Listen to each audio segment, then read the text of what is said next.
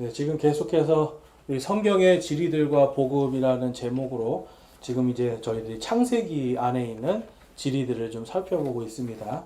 그래서 이제 오늘은 7번째 시간 창세기에 나와 있는 우리 예루살렘에 대해서 좀 살펴보고자 합니다. 잘 나오나요? 네. 그래서 이 창세기 안에는요, 정말 그 신약 시대에 우리가 알고 있는 모든 성경 지명들이 지금 다 나오는 걸 보실 수 있고, 또 창세기에 있는 지명들이 성경 맨 마지막에 있는 요한계시록에 등장하는 거 알 수 있죠. 특별히 이제 이 예루살렘은 오늘 우리가 찬양한 것처럼 나중에 요한계시록에 우리 모든 성도들이 다 기쁘게 받아야 될 상속 유산으로 하나님이 지금 하늘에 딱 예비하고 계신 거예요. 그러니까 하늘에도 뭐가 있다? 예루살렘이 있는 거예요. 하늘에도. 우리의 가야 될 그 본향, 예루살렘이 있고요. 땅에는 지금 땅에 속해 있는 예루살렘이 있어요. 그래서 갈라디아서에 가보면 땅에 있는 그 예루살렘은 그 아브라함의 종이었던, 사라의 종이었던 그 하가를 상징하고 있다. 그래서 그거는 진짜 상속받을 게 아니라는 거죠. 대신 하늘에 있는, 위에 있는 저 예루살렘이 바로 하나님이 그 약속의 아들을 주시기로 약속한 언약하신 그 사라와 같이 하늘에 있다라고 지금 이제 갈라디아서에서도 말씀합니다. 이처럼 예루살렘은요, 중요한 도시예요. 그래서 이제 오늘은 그 평화의 시작 예루살렘이라는 것, 이 제목으로 한번 예루살렘 승리와 평화의 왕이 오신다라는 것을 살펴보도록 하겠습니다. 자, 앞에 보시면은 그림이 있습니다. 그림. 그렇죠? 요거는 이제 진짜 이렇게 생긴 건 우리가 아무도 알 수 없습니다. 그냥 상상해서 하늘에서 내려오는 예루살렘이 어떻게 생겼을까. 그래서 요한계시록 21장에 가보면 각 면마다 밑에 문이 3개씩 해서 총 12개의 문이 있고 그 위에 막 이렇게 뭐 황금과 뭐 여러 가지 다이아몬드, 뭐 자수정, 그 크리스탈이죠. 막 이런 것들이 있다. 막 지금 소개가 돼 있는데 우리는 실제 알 수가 없습니다. 그런데 저거를 만약에 진짜 하늘에서 내려오게 것을 보게 되는 날은 엄청난 영광이고요. 이제 그때부터는 영원한 평화예요. 영원한 평화. 하나님께서 이 땅에 예루살렘이라고 하는 그 도시를 세우신 이유가 뭐냐면 예루살렘은 뜻이 뭘까요? 예루살렘. 자, 우리 다 같이 한번 인사로, 이 히브리식 인사로 한번 해볼까요? 샬롬. 샬롬. 샬롬. 샬롬. 샬롬입니다. 샬롬. 평화. 네. 예루라는 뜻은 건축하다, 도시예요. 도시. 그러면 무슨 도시예요? 평화의 도시라는 뜻이에요. 평화가 건축된 곳이에요. 이 예루라는 말은 건축하다는 뜻도 있거든요. 그러니까 이 예루살렘은 평화를 상징하는 도시입니다. 자, 그런데 오늘날 땅에 있는 예루살렘이 평화롭습니까? 늘 전쟁 가운데 있습니까? 늘 전쟁이에요. 아침마다 틀어보면, 뉴스를 틀어보면 예루살렘에 계속 전쟁이에요. 제가 예루살렘에 있는 어떤 초등학교에서 그 초등학생들 정신 검사를 한 걸 봤더니 초등학생 대부분이 공황장애하고 우울증이 있어요. 얘네들. 왜 그럴까요? 전쟁 때문에. 네, 평화의 도시인데 이건 눈만 뜨면 뻥뻥뻥 터지고 막 하늘에서 막 미사일 날라오고 막 난리잖아요. 그러니까 1년 12달 계속 공습경보, 어디서 터졌다, 어디서 폭탄 테러했다, 계속 이런 걸 들으니까 아이들이 불안하고 떨면서 학교를 다니는 거예요. 그러니까 여러분, 이 아이들이 이제 나중에 크면 클수록 어떻게 정상적으로 자랄 수 있을까요? 이게 힘든 거예요. 그럼에도 불구하고 이들이 그래도 성경책을 읽고 믿음으로 어떻게든지 붙잡고 있으니까 지금 이게 되는 거지. 그리고 그들에겐 소망이 있어요. 무슨 소망이냐면 하나님이 그들이 알고 있는 거는 하늘에 있는 예루살렘이 아니라 땅에 있는 이 예루살렘을 하나님이 영원히 우리에게 상속해 주실 것이다. 우리가 이 예루살렘을 상속받는 그날은 이 세상에 완전한 평화가 있고 우리가 다 그 땅을 다스리는 진짜 왕으로 우리가 설 수 있을 것이다. 여러분, 그 소망 갖고 사는 거예요. 그러니까 매일같이 그런 전쟁이 일어나도 이들의 머리는, 정신은 어때요? 항상 누굴 봅니까? 그렇죠. 하나님을 보고 있기 때문에 그나마 버티는 거예요. 우리 그리스도인들에게도 하나님이 말씀하시는 거예요. 땅에 있는 예루살렘이 아니라 저 하늘에 더 큰 예루살렘, 더 복되고 영광스러운 예루살렘이 지금 너희들에게 상속되기를 기다리고 있다라고 말씀하고 있어요. 그러니까 이 땅에 살면서 우리가 정신줄을 놓으면 됩니까? 안 됩니까? 안 돼요.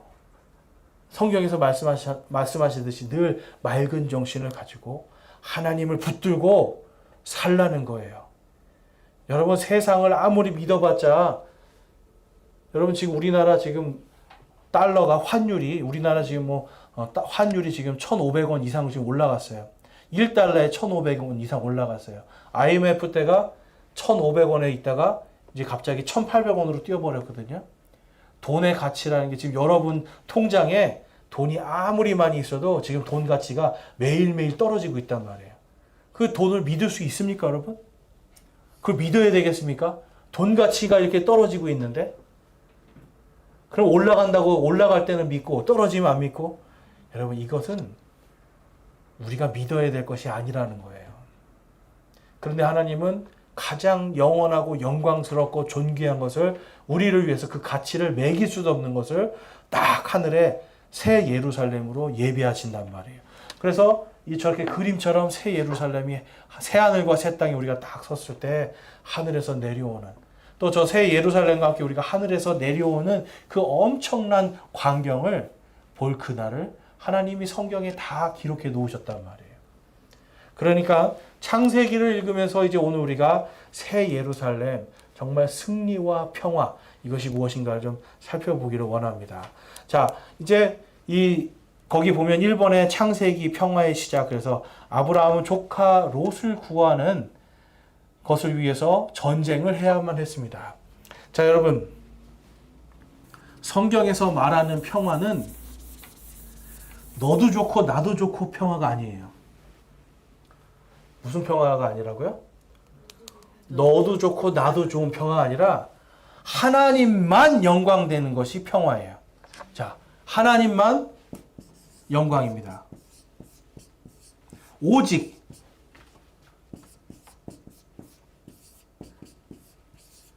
자, 여러분, 이 땅에 죄가 왜 들어왔어요? 죄가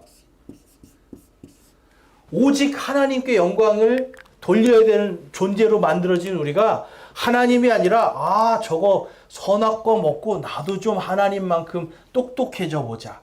하나님만큼 지혜로워지고 나도 저 신들처럼 한번 돼보자. 뭐예요? 오직에서 오직 하나님께가 아니라 하나님도 영광이에요. 차이를 아시겠어요? 오직 하나님께 영광이 아니라 하나님도 영광이에요. 나도 영광받고 하나님도 영광받고. 그래서 이 땅에 뭐가 생겨요, 여러분? 죄가 생기고 평화가 깨져버리는 거예요.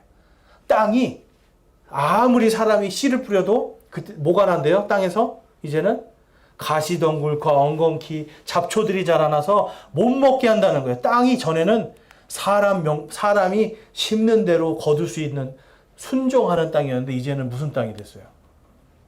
사람을 대적하는 땅이 됐죠. 자, 노아의 방주 이후에는, 노아의 방주 이전에는 그게 없었는데 노아의 방주 이후부터는 이제 사람이 육식을 하기 시작합니다. 그러니까 이제 어떻게 돼요? 여러분, 짐승도 생명이 있으니까 자기를 죽이려고 하면 어떻게 하겠습니까? 여러분, 자기도 공격을 하는 거죠. 그러니까 노아의 방주 이후부터는 짐승하고 사람의 평화도 깨져요.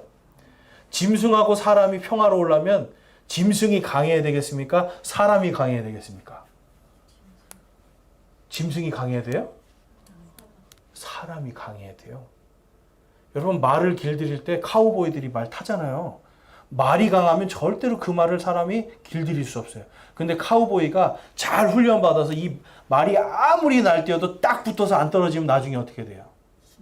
아우, 이 사람한테 못 이기겠구나. 그때부터는 딱 두 발로 서서 좌로 가라면 좌로 가고 우로 가라면 우로 가는 거예요, 여러분. 자, 하나님과 인간의 관계도 똑같습니다. 지금은 인간들이 전부 다 하나님이 해라 그래도 아니요. 하나님께서 하지 마라 그러면 뭐라 그래요? 아니요. 나는 그래도 해야 되겠습니다. 영어로는 근데 또 yes라는 말도 해요. 나는 하겠습니다. 여러분, 하나님과의 평화가 깨져버린 거예요. 자, 이 평화를 얻기 위해서 사람은 전쟁을 합니다. 여러분, 이 사람들은요, 전쟁을 하는데 전쟁을 통해서 영광도 받으려고 그래요. 하나님이 아니라 내가 영광 받으려고 하죠. 하나님은 이 예루살렘의 오늘 이 창세기에 있는 이야기를 통해서 오직 하나님만 영광 받으셔야 되는, 그것이 진짜 평화라는 것을 보여주고 계시고, 그 진짜 평화의 왕이 바로 예수 그리스도시다라는 걸 보여주고 있습니다. 자, 그래서 이 아브라함은 조카 롯을 구하기 위해서 엄청난 군대와 싸워야 됐습니다. 창세기 이제 그 밑에 아브라함의 전쟁에 보면 창세기 14장 족장들의 이제 전쟁이 이렇게 나와요. 여기에 보면.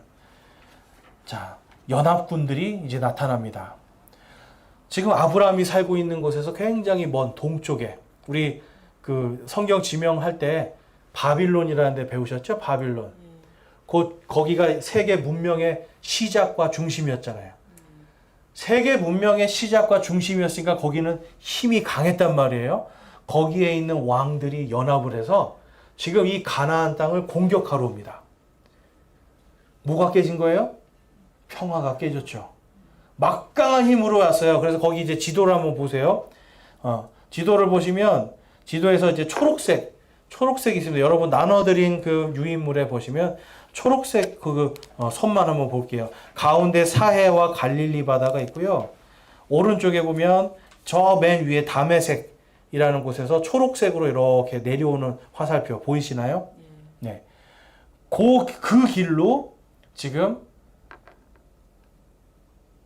저 바빌론의 연합군들이 쫙 내려오는 거예요. 내려오면서 유명한 왕들을 다 하나하나, 유명한 도시들을 다 점령하면서 내려옵니다. 완전히 그 밑으로 끝에, 남쪽 밑에 끝까지 홍해바다 근처까지 가서 딱 치는 거예요. 제가 그래서 이거를 왜 이렇게 했을까 이렇게 봤더니, 이쪽 사해바다 오른쪽, 이쪽은 산지예요. 산지예요. 산에서 여러분 성을 쌓고 있으면 방어가 쉽잖아요. 내려오다 보면 어떻게 돼요? 계속 어려운 전쟁을 하면서 내려오다 보면 어떻게 됩니까? 지치잖아요. 그러니까 이쪽에 평지를 딱 내려오면서 먹을 것도 다 챙기고 완전히 이기기 쉬운 것 먼저 싹 다 점령해 버리는 거예요. 그러면서 힘을 완전히 이제 비축하고 그 다음에 위로 올라갑니다. 위로 이제 올라가서 시딤 골짜기라는 곳이 나와요. 시딤 골짜기. 네, 시딤 골짜기. 이게 시딤 나무가 있는 골짜기. 여기에서 이제 그 소돔과 고모라 그리고 벨라와 그 밑에 스보람, 아스마 이런 도시들 왕들이 연합을 해요. 왜냐하면 이제 전쟁을 안 하면 죽게 생겼으니까. 전쟁을 했는데 그만 져버립니다. 졌는데 이 앞전에 우리가 봤을 때 우리 헤브론 볼 때 하나님이 헤브론 땅 그 산지에 아브라함이 그 산지를 갖게 되고 지금 이 평지의 좋은 땅은 조카 롯이 이제 거기서 딱 자리 잡고 야 여기서 이제 풍요롭게 잘 살 것 같다. 여기는 에덴 같다 막 하면서 살고 있었는데 여러분 좋은 땅을 누가 놔두나요? 안 놔두는 거죠. 그래서 이 바빌론의 연합군이 이곳을 완전히 이제 점령해서 이 조카 롯도 잡혀서 가버리는 거예요. 자, 그러면 여러분 이 구약 시대에는 이러한 제도가 있었습니다.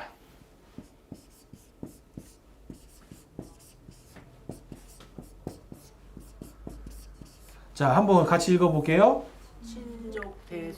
친족대속. 자, 친족대속이 뭔가요? 우리 매년 성경 읽기 할 때마다 이거 많이 쓰는데 친족, 가까운 친척이 나에게 가장 가까운 친척이 대신 속량시켜 주는 거예요. 자, 그러면 지금 조카가 잡혀갔어요. 그럼 아브라함은 뭘 해야 돼요? 지금 조카가 포로로 잡혀가서 다른 나라의 종이 됐단 말이에요. 그러면 아브라함은 자기 친족을 위해서 뭘 해야 됩니까?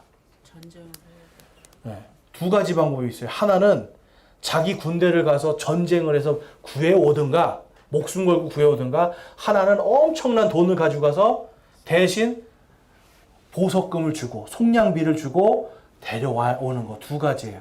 그런데 아브라함은 이 당시에 자기 땅도 없었고요, 자기 성도 없어요. 변변한 군대도 없어요. 그러니까 뭘 해야 돼요? 원래는 어떻게든지 가서 빌어서라도 데리고 와야 되는데, 그렇게 하지 않고 아브라함은 이거 빌어도 소용없다. 왜냐면 얘네들은 분명히 놔주지 않을 거야. 딱 아는 거예요. 그래서 어떻게 합니까? 자기의 모든 집안에 있는 종들, 훈련받은 318명을 데리고 자기보다 더 강력한 군대들도 다 패해서 도망갔는데, 왕들이 막 죽임당하고 그랬는데, 그 군대를 쫓아서 북쪽으로 올라갑니다. 북쪽으로 쭉 올라가가지고 그 그림에 보시면 쭉 위에 보면 빨간색으로 단이라는 곳이 있어요. 단.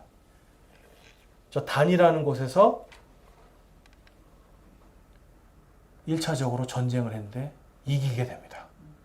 여러분 생각해 보세요.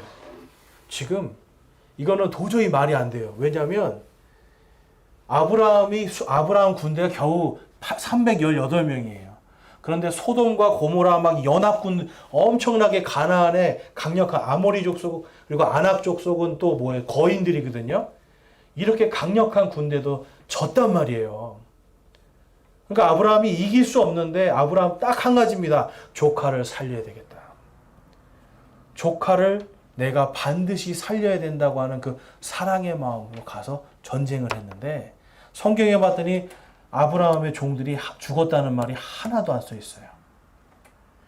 오히려 누가 죽었는가? 이들의 총대장인 그돌라 오멜이라는 그 왕이, 적군의, 연합군의 최고 사령관이 거기서 죽임당해요. 맨 위에 다마스쿠스까지 쫓아 올라가서 거기에서 죽입니다. 여러분, 이 전쟁은 말이 안 되는 전쟁이에요. 그런데 아브라함은 뭘 한 겁니까? 오로지 딱 한 가지예요. 친족 대속. 내 조카 살려야 된다. 내 조카를 살리기 위해서 아브라함이 갑니다. 자, 여러분이 조카 롯이라고 생각해 보세요. 지금 말도 안 되는 게 지금 잡혀와서 이제 두들겨 맞기도 하지 않았겠습니까, 여러분? 이제 막 감옥에 갇혀서 난 이제 팔려가서 난 종이 되고 난 죽게 생겼구나. 난 이제 좀 소돔과 고모라에서 좀 발 뻗고 편하게 살 것 같았는데 이게 웬일인가, 하나님도 무심하시지, 막 이러고 있었을 거예요. 근데 갑자기 누가 와서 소리 두들깁니다. 내가 왔다. 야, 조카야, 내가 왔다. 아브라함의 목소리를 들을 때 어떠셨겠어요, 여러분들? 네? 세상에, 이거 뭐 하나님 만난 기분 아니겠습니까? 그렇죠? 이거는 이제 인생이 다 끝났다고 생각했는데, 나 이제 남의 노예로 팔려가가지고 영원히 이제 끝난 인생인데, 갑자기 누가 닥쳐요? 자기 삼촌 아브라함이, 조카야, 나 왔다. 여러분 깜짝 놀랐을 거예요. 이 조카 롯에게는 아브라함이 완전 구세주죠. 진짜 완전 구세주인 거예요. 그래서 이 318명하고 조카를 데리고 오는데, 또 거기서 이겼잖아요. 큰 전쟁에서 승리했잖아요. 그래서 이 사람이 이 소돔과 고모라 여기서 약탈당한 재물까지 다 가지고 옵니다. 다 가지고 와요. 그리고 뒷장에 보면 이 재물들 자기가 안 갖고 다 나눠줘 버려요. 여러분, 엄청난 승리를 한 거예요. 도저히 이길 수 없는 승리를 딱 하고 내려오다가 자기 고향 이제 헤브론으로 갈 때 반드시 들려야 될 곳이 예루살렘입니다. 살렘 앞에가 딱 갔는데, 살렘함 멜기세덱이라는 사람이 나와요.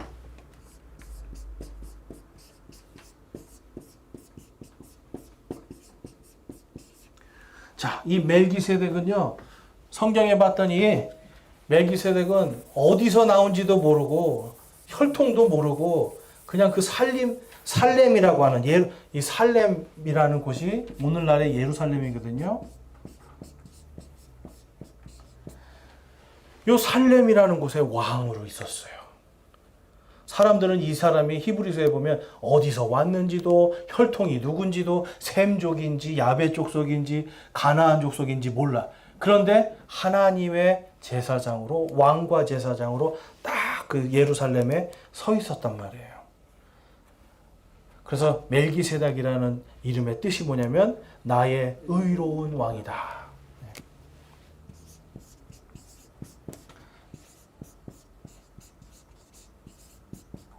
자, 아브라함도 이 멜기세덱을 나의 의로운 왕으로 받아들입니다. 그리고 나서 자신이 가져온 모든 전리품의 10분의 1을 생명을 살려주신 하나님을 위해서 이 멜기세덱에게 바쳐요. 자, 여러분 11조는 성경에 보면 누구에게 바칩니까? 11조는 반드시 하나님께만 바치는 거예요. 하나님께만. 이 하나님께 바칠 것을 지금 살레망 멜기세덱에게 바치고 나를 구원하신 하나님을 진정으로 찬양하고 있어요. 이게 뭘 뜻하는 거냐면 이 멜기세덱이 누구시다? 바로 주 하나님이시다. 그래서 우리가 성경에 보면요. 구약 성경에 예수님이 아예 안 나오는 게 아니에요. 예수님이 맨 처음 등장하시는 장면이 바로 이 멜기세덱입니다. 그래서 우리가 이거를 어려운 말로 현현이라고 부릅니다. 따라해 보겠습니다. 현현. 하나님의 현현. 그러니까 하나님이 현재 우리가 눈에 보일 수 있고 만질 수 있는 그 모습으로 잠깐씩 나타나시는 것을 현현이라고 그래요. 그런데 히브리서에 가봤더니 이 멜기세덱이 누구인가? 바로 예수 그리스도라고 기록하고 있어요. 그러니까 구약시대에 예수님, 지금 아브라함이 누구에게 11조를 바치는 거예요? 예수님께 11조를 바칩니다. 그래서 신약시대에 11조를 안 바쳐도 된다 이런 사람도 있는데 여러분 그렇지 않아요. 우리가 구원의 기쁨과 감사로 예수님께 10의 1을 떼서 정하여서 드려도 여러분 그게 얼마나 더 좋은 믿음입니까? 그렇죠? 그래서 11조는 율법이 아니라 은혜에서 시작이 되는 거예요. 은혜. 내가 받은 생명의 은혜로 11조를 드리게 되는 거예요.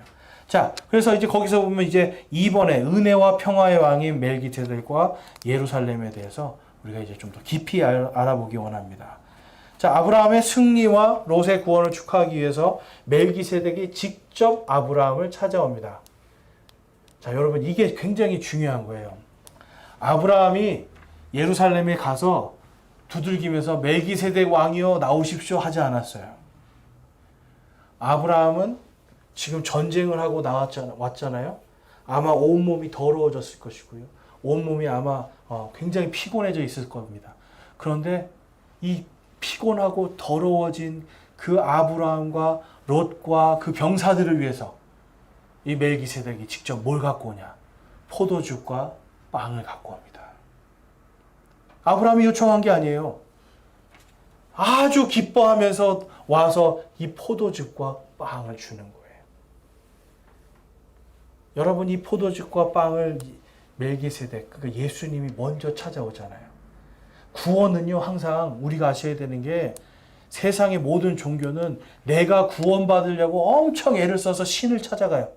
어떻게 신을 만나볼까 그래요. 그렇죠? 어떻게 신을 만나볼까? 그런데 기독교는 그게 아니에요. 구약부터 하나님이 직접 오십니다. 하나님이 인간이 하나님을 찾지 않아도 하나님이 직접 오시는 거예요. 직접 오셔서 하나님이 포도주, 빵 이것을 통해서 함께 기뻐하시는 거예요. 하나님이 구해주셨잖아요. 그런데 누가 더 기뻐해요? 하나님이 더 기뻐해요. 여러분 지금 보세요. 아브라함이 빵과 포도즙을 준비해 간 게 아니라 멜기세덱, 예수님이 가지고 와요. 아주 기쁘게 나타나요. 너무 기뻐하는 거거든요. 여러분, 주님께서 우리가 지금 구원받았잖아요. 이 땅에서 우리 모든 수고 끝나 이 땅에 지금 이 더러운 장막 벗고 예수 그리스도의 그 새로운 몸을, 그리스도의 영광스러운 몸을 갖고 부활하여 그분을 만날 때 예수님이 이 세상 누구보다 가장 기뻐하시는 겁니다. 여러분, 이게 은혜예요. 우리의 노력과 우리의 힘으로 되는 것이 아니라 그분이 지금 우리를 기다리고 계시고 우리가 올 때에 우리에게 그분이 먼저 다가오시는 거예요. 너무 기쁘기 때문에. 그래서 헤브론이라는, 우리 지난주에 봤듯이 헤브론은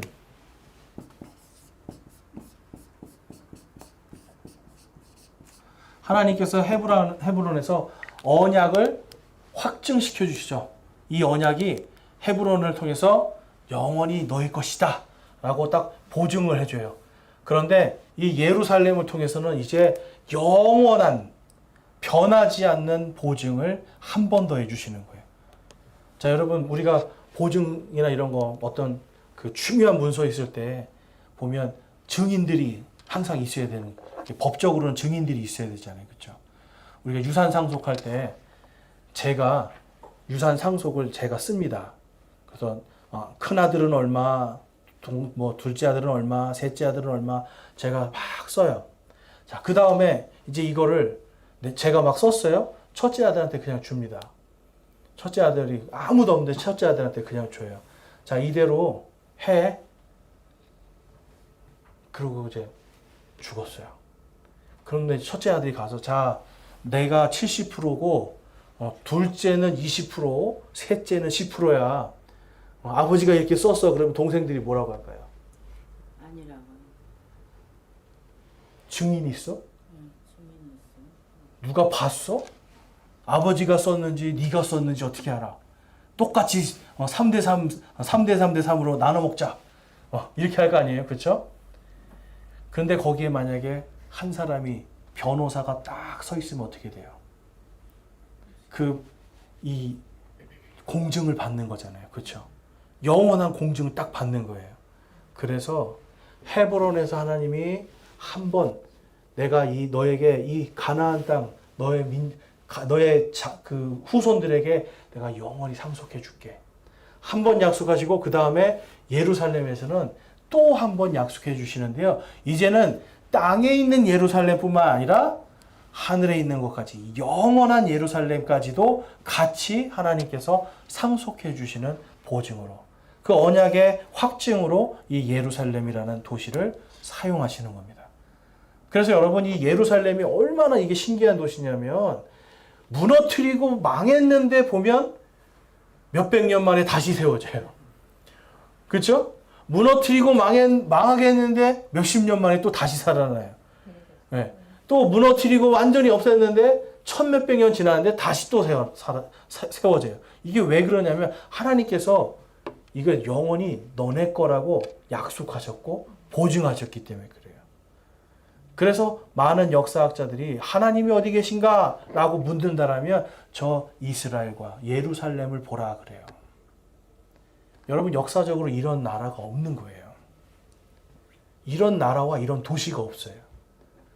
분명히 망했고 분명히 완전히 수백 년 동안 점령을 당했는데도 불구하고 다시 일어나고 다시 일어나고 다시 일어나요.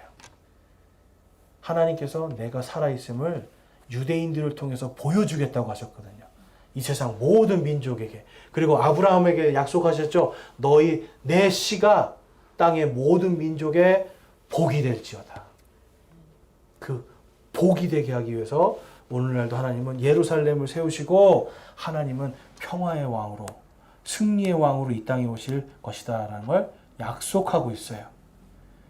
자, 그래서 우리 신약시대 성도들에게는, 유대인들에게는 땅에 있는 저 예루살렘을 바라보라 말씀하시고, 우리 이방인 성도들, 지금 우리 교회에게는 요한계시록을 통해서 하늘에 있는 저 도시를 바라봐라. 왜냐하면 아브라함도, 히브리서에 보면 아브라함도 이 도시를 바라보면서 버텼거든요. 끝까지 인내했거든요. 그래서 믿음으로 승리하라는 걸 볼 수 있어요. 자, 거기 시편 110편 말씀, 성경 말씀 읽어보겠습니다. 지금 제가 한 말씀들을 이제 성경 말씀이 이것을 든든하게 지지해주고 있습니다. 시편 110편 우리 4절에서 5절 같이 한번 읽어보겠습니다. 주께서 맹세하셨고 또 뜻을 돌이키지 아니하시리라. 이르시기를 너는 멜기세덱의 계통에 따른 영원한 제사장이라 하셨도다. 주의 오른쪽에 계신 주께서 친히 진노하시는 날에 왕들을 쳐서 부수시리라. 아멘. 자, 지금 멜기세덱 계통의 영원한 제사장 누구신가? 주의 오른쪽에 계신 주께서. 그렇죠? 하나님의 오른쪽에 계신 주께서, 예수 그리스도께서 친히 진노하시는 날에 왕들을 쳐서 부수시리라. 여러분, 이게 재미있는 게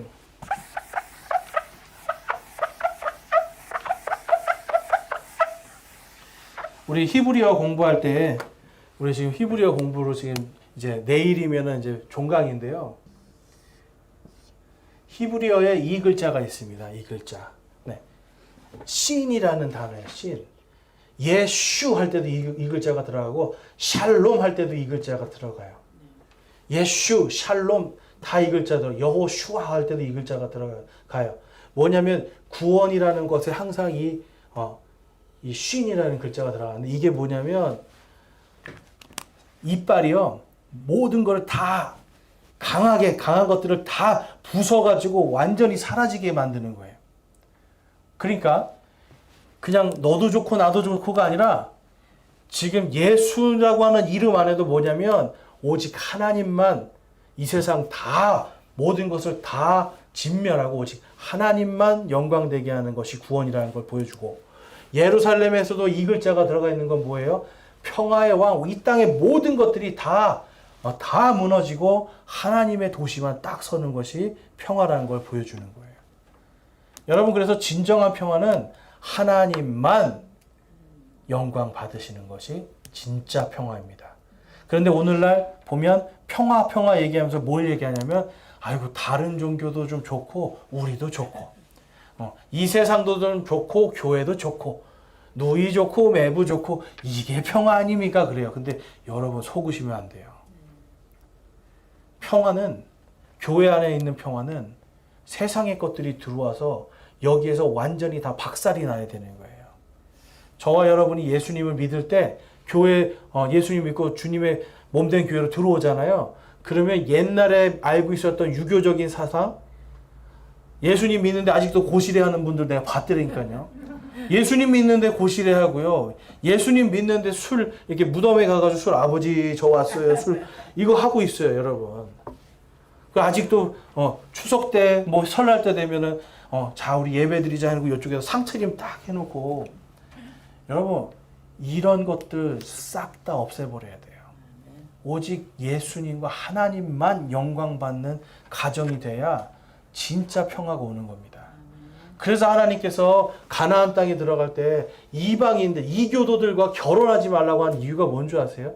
그들을 미워서가 아니에요.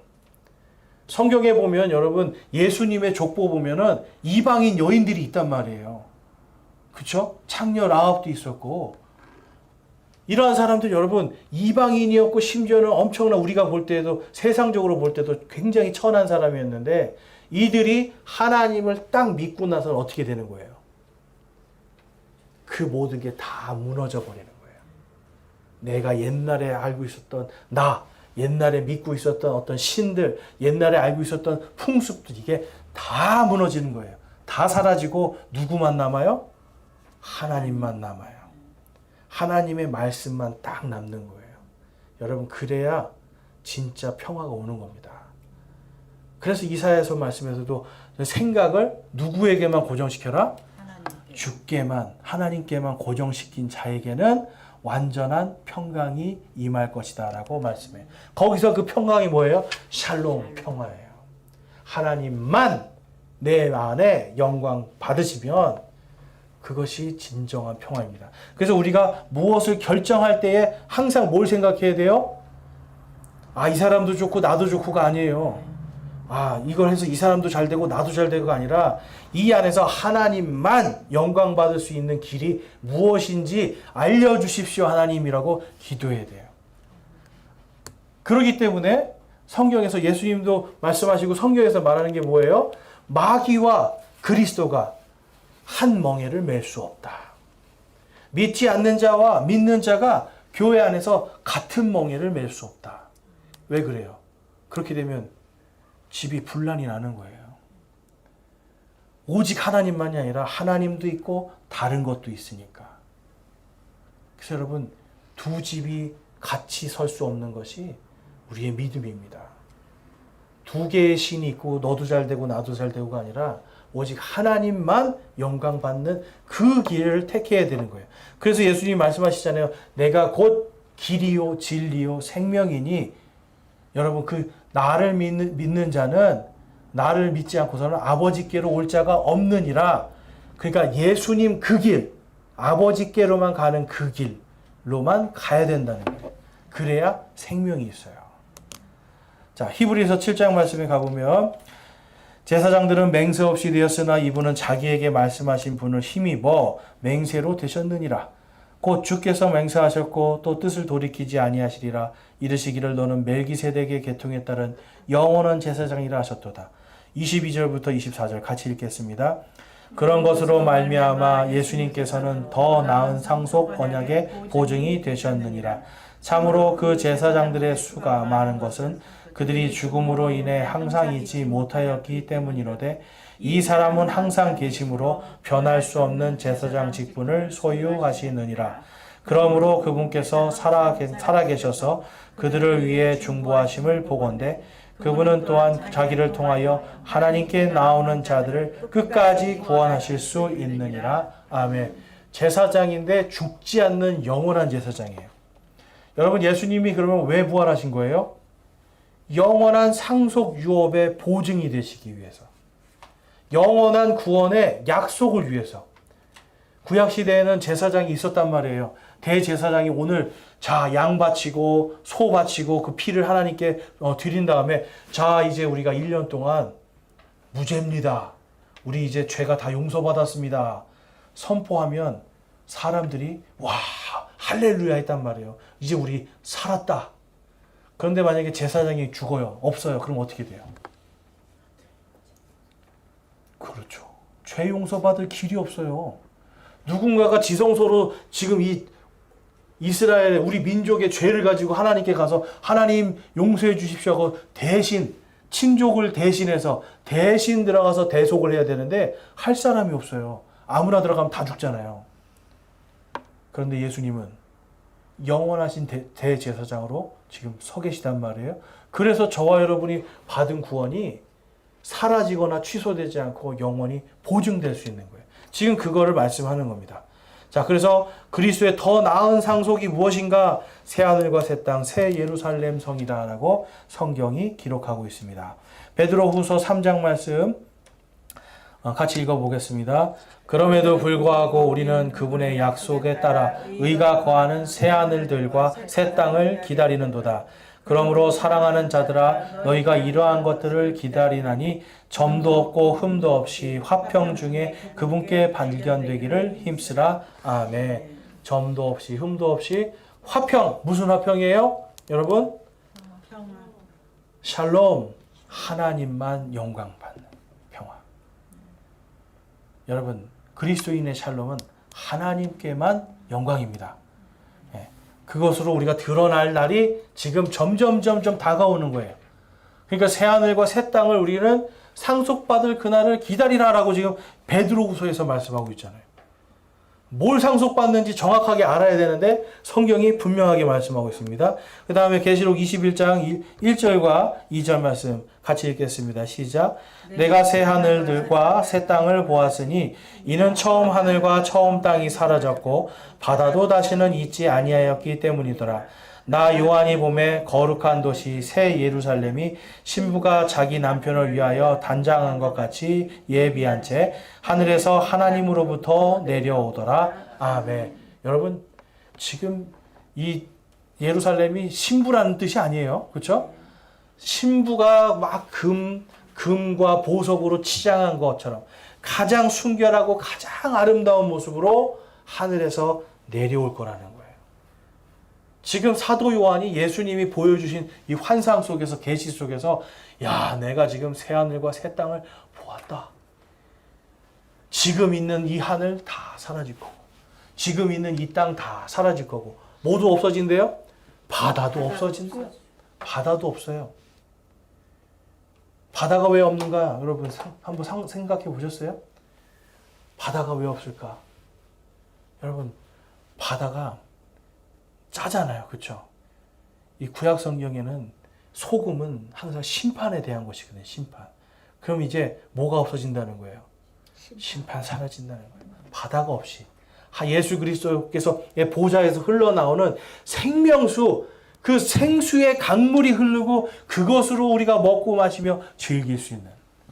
그래서 새 예루살렘에는 정수기가 없을 것입니다. 새 예루살렘에는 뭘 먹어도 우리가 다 하나님 앞에서 만족하고 감사할 것이고요. 거기서는 여러분 뭐 독주를 마시지 않아도 기뻐서 엄청 행복하게 할 겁니다. 세상 사람들이 전부 다 슬프고 괴로울 때 독주를 마시는 거 아니에요. 그렇죠? 독주를 마시고 세상이 참 힘들다 이렇게 하는데 여러분 여기 가면 이제는 그러면 여러분 세상이 힘드니까 그 뭐예요? 평화가 깨진 상태잖아요. 그 모든 것들이 다 사라지고 이제는 완전한 평화가 이루어진다는 겁니다. 여러분 그 소망을 미리 이미 주셨어요. 저와 여러분은 지금 이 샬롬이 이미 들어왔습니다. 네. 그러니까 날마다 뭘 하면서 살아야 돼요, 여러분? 네? 날마다 우리 안에 뭐가 있어야 됩니까? 기쁨, 네. 기쁨, 그 다음에 감사, 네. 감사, 그리고 중요한 거요. 샬롬, 평화. 평화, 한국말은 영어로는 다 피스인데 한국말은 평화, 평강 얘기하는데 여러분 그 평강이라는 뜻이 그거예요. 평강. 완전하게 평화로운 거. 그래서 우리의 평화는 너도 좋고 나도 좋고의 평화지만 성경이 말하는 이 예루살렘이라고 하는 평화는 오직 하나님께만 영광되는 평화다. 여러분 이것을 잘 기억하시고 정말 이 땅에 살아가시면서 우리가 하나님께만 영광 돌리는 삶을 살아야 되겠다. 결정, 무엇을 먹든지 무엇을 마시든지 무엇을 입든지 예수님의 말씀처럼 하나님의 왕국과 그분의 의를 구하라. 여러분 이것을 성경은 평화라고 말씀하는 거예요. 하나님의 평화만 여러분 안에 여러분의 삶에 온전히 드러날 수 있기를 주님의 이름으로 축원합니다. 이 시간 우리 기도하겠습니다. 사랑의 하나님 감사합니다. 오늘 저희들 하나님의 평화를 살펴보았습니다. 예루살렘을 통해서 오직 하나님께만 영광 돌리는 것이 진정한 평화임을 오늘 깨닫게 됩니다. 하나님 저희들 마음속에 다른 마음들 두 마음 세 마음 품는 것이 아니라 오직 하나님만을 바라보면서 이 땅에서의 힘들고 어려운 것 가운데서도 하나님께서 상속해 주실 저 하늘의 새 예루살렘을 바라보며 하나님의 완전한 평강 가운데 살 수 있도록 완전한 평화를 이루며 살아가고 증거할 수 있도록 주님 인도하여 주시옵소서. 우리 주 예수 그리스도의 이름으로 기도드렸사옵나이다. 아멘.